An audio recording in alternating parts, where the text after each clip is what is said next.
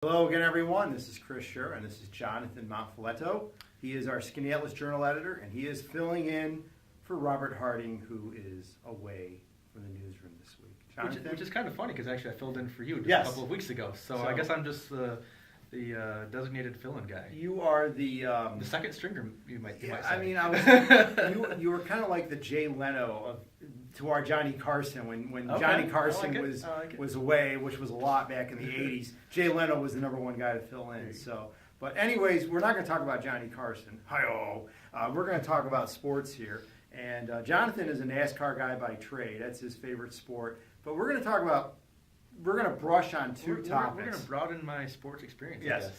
We're going to talk about the big news of today, which is Friday, July 11th. I'm sorry. See, July 11th. I always do this. It is Robert will Friday. laugh because I'm doing stuff for Saturday's newspaper, and it's the 12th. But there's the big story of the day, maybe the big story of the year. LeBron James has announced that he is returning to the Cleveland Cavaliers to play basketball, which is a pretty cool story. And then the second story, which has been the biggest story for the last month, is the World Cup. And we're finally down to the last game. It's on Sunday. It's Germany versus Argentina. So I can't say that either one of us are NBA or World Cup experts, but I think we can talk intelligently enough about these issues where we're not wasting your time. Because we don't want to do that. Time is precious, and we don't want to waste it. So with that in mind, we'll start with LeBron James first. People have been waiting for this decision for days and days and days, it seems. Twitter was just with unbridled expectations, bated breath, and finally, a little bit past 12 o'clock Eastern, the news broke. Sports Illustrated got the scoop. They broke it, and that LeBron James is going back to the Cleveland Cavaliers. And I know Miami Heat fans were disappointed, but I think that, being a Dolphins fan, if my team won 2 titles in a 4-year span and the other 2 years went to the championship, I'd be thrilled. I'd say, LeBron, thank you very much for everything. Have fun in Cleveland. Good luck in Cleveland. Thanks for the memories, and we appreciate everything you did. Jonathan, what any reaction to LeBron going back to Cleveland? I probably haven't followed it as closely as you have, Chris, but I can remember. I guess it was 4 years ago now that he went to Miami, Yes, it was and 4 did the the whole Yeah. ESPN special. So I guess from that standpoint, I'm glad he didn't do all that again. I think that's just a little too narcissistic. Yeah. But I got to ask you. I guess just because I'm asking questions is, why do you think he went back to Cleveland? I mean, I know that's kind of his hometown team. Yeah. Kind of was a little pride for him to be there. He went to Miami to win a championship, and he, like I said, he did get a couple. Yeah. What do you think made him want to go back? Well, he wrote in the Sports Illustrated piece, which he actually, it was like a first person. He wrote that that's where he grew up. The people mean a lot to him. He feels bad about the way things happened 4 years ago, and he wants to do right. He wants these people to have a title because Cleveland has not won a major pro sports championship since 1964, the Cleveland Browns. So they have 3 teams. They have the Indians in baseball, who have not won a World Series since 1948. They have the Browns in football, who have not won an NFL championship before the Super Bowl even started back in 1964, which is the last one. And the Cavaliers have never won an NBA title. So, and I've been to Cleveland a few times, and I know this is a sore point with the people there, and they want to win one major pro sports championship, and LeBron wants to be the guy to do it. And you got to admire him for wanting to do it. It's going to be difficult. The Cavaliers have some good pieces. I mean, they have Deion Waiters, the former Syracuse player, Kyrie Irving, who was a number 1 overall draft pick and been a solid NBA player so far. They had the top pick in the draft. They drafted Wiggins, I believe, out of Kansas or North Carolina. My mind's slipping on me here, but he was the top pick in the draft too. And there's a lot of talk they may be trading him to Minnesota for Kevin Love. So to answer your question, I think he wanted to fix a wrong. He wanted to right a wrong. He felt bad about the way things went down, and he wants to be the savior. And I mean, unfortunately, I think LeBron knows, and he won't say this, is that one guy cannot win an NBA title. Of course not. Because the thing is, he got him to the finals a few years ago, and they didn't win. Mm-hmm. So yes, he could lead them to the championship series again, but winning it's going to be tough. And of course, the Western Conference. This is getting the NBA minutia here, but the Western Conference is clearly the better conference than the Eastern Conference right now. So the Cavaliers have a good chance of winning the Eastern Conference, but then they're going to be going up against most likely San Antonio Oklahoma City. Those teams there that are pretty darn good that they're going to be tough to beat. And LeBron already knows that beating the Spurs is not easy. So I think he just wants to satisfy these fans that have wanted so badly to have a title. Anything else you want to add about LeBron? Like I said, honestly don't know much about it, but I think it's, I mean, to kind of say right or wrong, I guess you got to give him credit that he doesn't want to do that. And, I give him credit for going back because there was a lot of venom when he left. There was a lot of hate when he left, people burning jerseys and booze and things. And you gotta understand, he's a human being that he would say, something, the heck with you guys, I'm not going back. I'll go where I'm appreciated. But something, the idea that because he grew up there and it means so much to him, to his home fans, that he wants to do this, I think that's admirable, and I wish him well. Our next topic is what we'd like something I do know a yes. little bit, or at least I have an opinion on. So the World Cup, of course. Yes, we're down to the last game of the World Cup. And yes, it would have been great to see the United States playing, but unfortunately. But we have Germany and Argentina, and I think this is a great matchup. Lionel Messi is the best player in the world, arguably, although I don't think I can tell you that with any conviction, but that's what I've read and been told. And Germany, I think you could say that they're one of the best teams, if not the best team going in. The United States only lost 1-0 to them, although I think both teams didn't really go out too much just because they knew that neither team really needed a win to advance. A tie would have been good. But Germany won 1-0. But Germany is coming up that 7-1 crushing of host Brazil. I think Brazil's still in a funeral state right now that they haven't gotten over this.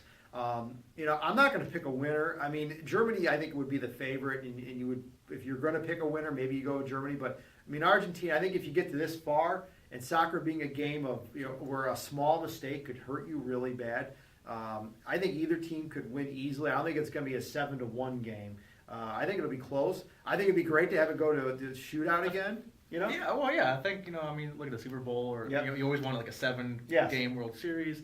Yeah, so I think you want to see it close. You want to see it going to penalty kicks would be awesome. The only gripe I have with the penalty kicks is it looks like they're too close to the goal. I mean, I think you ought to move them back another 30 feet or so, make it a little farther out. That gives the goalie at least a little more of a sporting chance, to use a British term, a sporting chance to actually make the save and deflect it. Because really, all these guys can do is guess which way he's going to kick, and that's that doesn't make sense. It looks stupid. The ball goes to the right, and the goalie jumps to the left, and it looks idiotic because he's trying to guess. So, anything else you want to add about the World Cup, John? Well, I know one thing you want to talk about is what was that? Like, does the World Cup boost the popularity of soccer in America? Right.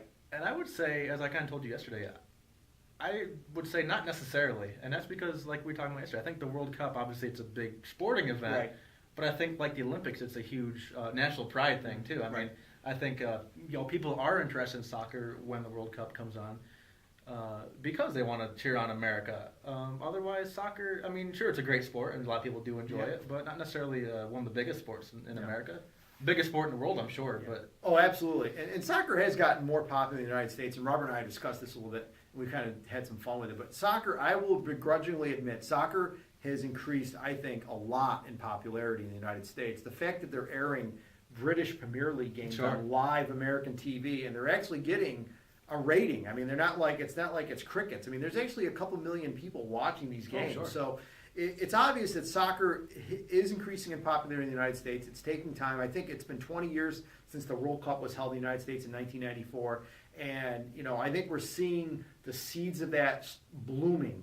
Mm-hmm. They haven't completely grown yet to like a giant sunflower, but they're blooming where you're seeing these signs where soccer is getting more attention in the United States. It's getting more media coverage in the United States, and there's more games on television in the United States. So, and will it ever become as popular as baseball or the NFL? I don't think so, but I think it's going to challenge the NHL. Your own NASCAR there. Maybe. We'll see. I got a dirty look there. Oh, how dare you say NASCAR? Never. No.